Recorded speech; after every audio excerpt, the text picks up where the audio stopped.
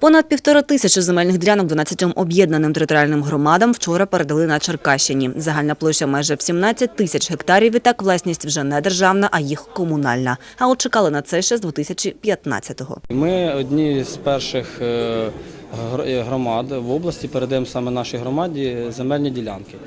Ми передаємо земельні ділянки в кількості 150 ділянок на загальну площу майже 1038 700 гектарів. Вони перебувають в оренді, обтяжені речовими правами, а 300 гектарів – це землі, які на сьогоднішній день є вільними земельними ділянками. За форматом процедура передання землі була одночасною по всій державі. Відтепер сама громада сесійно має право приймати рішення виставляти її на аукціон, чим поповнювати бюджет, або ж передавати наділи учасникам АТО чи місцевим. Свої плани і в ОТГ Ротмострівській.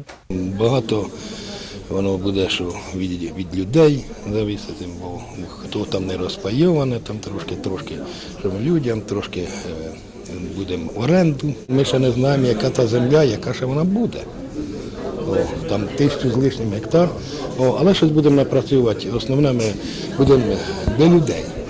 У Держгеокадастрі певні, поповнення земельного фонду громадам імовірних інвесторів заохотить і конфліктні спори за землю унеможливить. Подібну процедуру передачі землі на початку весни вже відчули на собі Кам'янська та Єрківська ОТГ. Ми вже проінвентаризували дані землі. Воно все проінвентаризовано, знаходиться в Державному земельному кадастрі. Громадам залишилося їх тільки використати на свій розсуд.